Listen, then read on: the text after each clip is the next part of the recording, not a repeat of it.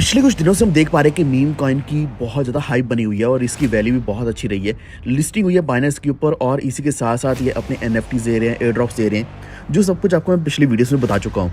तो बहुत लोगों को मैंने बाइनेंस के लॉन्च पूल के बारे में बताया था, वहाँ पे फार्मिंग के बारे में बताया था, लेकिन आई डोंट नो व्हाई गलत इन्फॉर्मेशन कहाँ से जा रही है कि कौन ऐसे लोग हैं जो फार्मिंग कर रहे हैं इनकी ऑफिशियल वेबसाइट के ऊपर। तो मैंने ऑफिशियल वेबसाइट की फार्मिंग की बात करी ही नहीं थी, मैंने बाइनेंस फार्मिंग की बात करी थी। तो एक बार फिर से आप अगर फार्मिंग करना चाहते हैं तो बाइनेंस के लॉन्च पूल के ऊपर जाइए। और इसी के साथ हम बाकी मीम कॉइन्स की बात करने वाले हैं, क्योंकि आज के दिन अगर हम अपडेट देखें तो एलन मस्क ने बोला कि शायद वो अपना कॉइन ला सकते हैं। अब कॉइन की जब बात करी गई है तो यहाँ पे कोई भी लिंक इन्होंने डॉज कॉइन के साथ नहीं दिखाया। तो एक तो नेगेटिव बात यह है कि शायद डॉज कॉइन का कोई लेना देना नहीं रहेगा। आने वाले समय में डॉज कॉइन कोई अच्छा परफॉर्म नहीं करने वाला है, क्योंकि जहाँ से इसको हाइप मिलती थी डॉज कॉइन को तो हाइप मिलने से रही। लेकिन बाकी जो टॉप 3 मीम कॉइन्स हैं उनकी हम बात करने वाले हैं इस वीडियो में, क्योंकि अभी जब मीम कॉइन्स का समय आया है तो मीम कॉइन्स का मतलब सिर्फ ये नहीं है कि एक ही मीम कॉइन चलेगा। जब भी मीम कॉइन्स का टाइम आता है या एनएफटी कॉइन्स का टाइम आता है, डिफाई टोकन्स का टाइम आता है, मेटावर्स टोकन्स का, गेमिंग टोकन्स का टाइम आता है, तो हमेशा सारे के सारे इकट्ठा मूव होना शुरू करते हैं और सभी के सभी स्ट्रॉन्ग हो जाते हैं, क्योंकि इनमें इन्वेस्टमेंट्स आनी शुरू हो जाती है और फोमो क्रिएट हो जाता है और हमें प्रॉफिट भी बहुत अच्छा मिलता है। तो यही आज हम वीडियो में डिस्कस करेंगे। वीडियो को अभी से लाइक कर दो, चैनल पर पहली बार है तो प्लीज सब्सक्राइब करके बेल आइकन दबा लीजिए। और बाकी अपडेट्स आपको हमारे टेलीग्राम के ऊपर मिलती रहेंगी, वॉट ऑफिशियल आप सर्च कर सकते हैं या फिर आपको लिंक डिस्क्रिप्शन में मिल जाएगा, जहाँ पे सारे अपडेट्स हम सबसे पहले डालते हैं, एंड ट्विटर के ऊपर भी और इसी के साथ इंस्टाग्राम के ऊपर भी। तो सबसे पहले अगर मीम कॉइन की बात मैं फिर से दोबारा करता हूँ तो मीम कॉइन की फार्मिंग चल रही है, फार्मिंग कंटिन्यू रखें। एंड वैल्यू जो इसकी गई है वो $0.29 तक की गई है अगर हम कॉइन मार्केट कैप को देखते हैं। लेकिन हमने यहाँ पे देखा कि टोटल 10 सेंट्स तक गई थी बाइनेंस के ऊपर।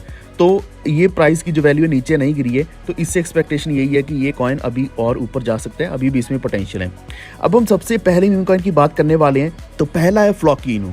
फ्लॉकी इनू की अगर हम बात करें तो फ्लॉकी इनू की हाइप बहुत लंबे समय से मार्केट में है और इसका फोमो भी क्रिएटेड है, यानी कि इसमें हर कोई ट्रेड करना चाहता है और इसमें प्रॉफिट भी बन रहा है।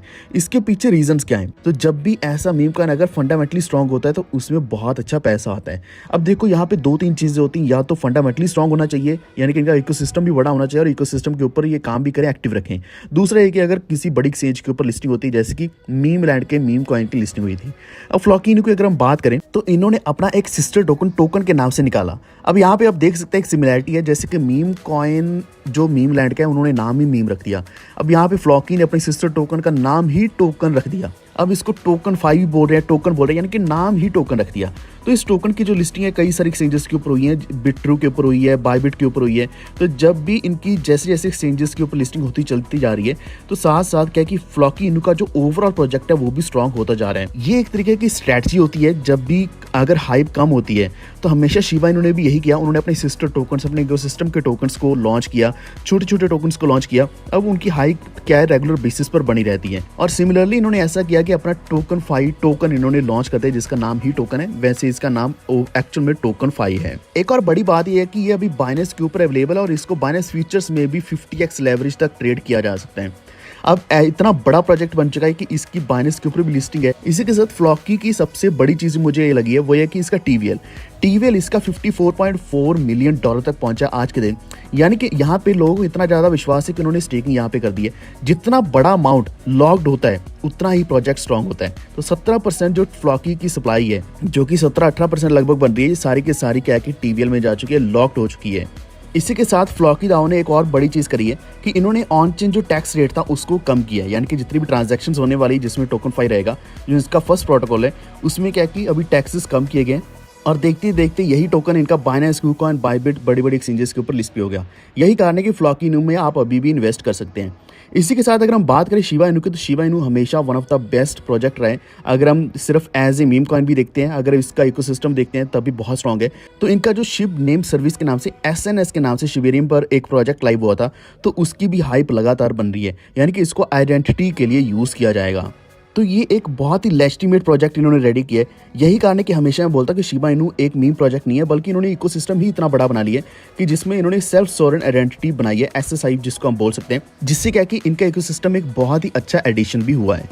अब यहाँ पे हमें प्राइस में मूव ज़्यादा क्यों नहीं दिख रहा वो भी आपको बता देता हूँ कि क्रिप्टो वेल्स जो हैं शिबा की, उनकी जो मूवमेंट है वो कम हुई है, यानी कि उनकी जो ट्रेडिंग एक्टिविटी है वो कम हुई है, जिसकी वजह से वो ज़्यादा ट्रेडिंग नहीं कर रहे हैं या फिर बाय सेल ज़्यादा नहीं कर रहे हैं।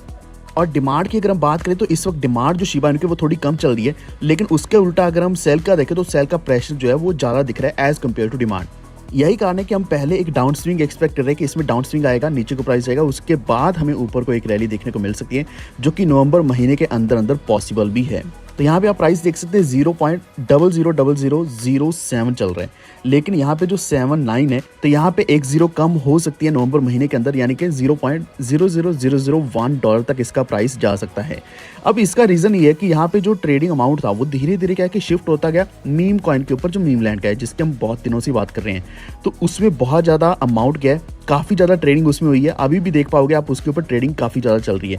यही कारण है कि जब नया प्रोजेक्ट आता है तो पूरा ध्यान इन्वेस्टर्स का, ट्रेडर्स का उस तरफ हो जाता है, लेकिन शिबा इनू में हम नवंबर महीने के अंदर ही अच्छी वैल्यू एक्सपेक्ट कर सकते हैं। तीसरे प्रोजेक्ट की बात करें तो यह पेपे कॉइन। पेपे कॉइन हमेशा बहुत ज़्यादा वायरल प्रोजेक्ट रहा है, अभी भी इसकी वैल्यू 0.00000117 चल रही है। अब इसका मतलब यह है कि इसकी वैल्यू बहुत ज़्यादा क्लोज है as compare to Shiba Inu, उसके बहुत ज़्यादा करीब इसकी वैल्यू चल रही है।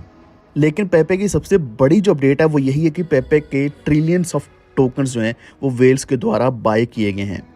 अब बहुत लोगों का जो लॉस हो रहा है बाकी टोकन्स में, वो इस तरह के कॉइन्स को बाय करते हैं, जैसे कि अभी जो बड़ी बाइंग आई है $1.11 मिलियन की, जिससे उन्होंने 1 बिलियन पेपे मीम्स को बाय किया पिछले 2 दिन के अंदर। अगर इतना बड़ा बाइंग आ रहा है तो प्रोजेक्ट डेफिनेटली स्ट्रांग होता जा रहा है। तो आप देख सकते हैं यहाँ पे वेल एक्टिविटी जहाँ शिबा इनू में कम हो रही है, वहीं पेपे कॉइन में बहुत ज़्यादा स्ट्रांग होती जा रही है। तो आपको बताता हूँ हमेशा कि जो एक्टिविटी है वो कहीं ना कहीं तो रहती है। जो पैसा डाला जा रहा है वो किसी न किसी क्रिप्टो करेंसी में जाएगा ही जाएगा, चाहे वो शिबा इनू में जाए, चाहे वो पेपे में जाए, मीम कॉइन में जाए, या फिर वो फ्लॉकी इनू में जाए।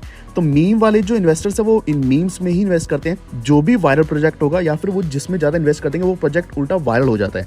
तो वैसे ही चलता ही रहता है। तो आज के दिन हमने 3 प्रोजेक्ट डिस्कस किए, फ्लॉकी, पेपे और शिबा। लेकिन अगर हम बात करें डॉज की तो उसकी मुझे बहुत कम एक्सपेक्टेशंस लग रही हैं, क्योंकि अगर इलन मस्क ने डॉज की बात करी होती कि हम डॉज को अडॉप्ट करेंगे, यानी कि ट्विटर का खुद का टोकन लाने की जगह अगर वो डॉज को ही लगा देते हैं तो शायद डॉज का कुछ बन पाता। लेकिन इसकी अगर आप एक पोजीशन देखते तो वो 9th पर ही टिकी हुई है, ऐसा नहीं कि इसके प्राइस में कभी भी ड्रॉप आया। तो होपफुली ये कुछ नया या बड़ा करेंगे, सडनली करेंगे। मे बी ये वेट कर रहे हैं कि अगर मार्केट थोड़ी और ज़्यादा ग्रीडी हो जाती है या फिर थोड़ी और बुलिश हो जाती है तभी अपना कोई ना कोई प्रोजेक्ट लॉन्च करेंगे।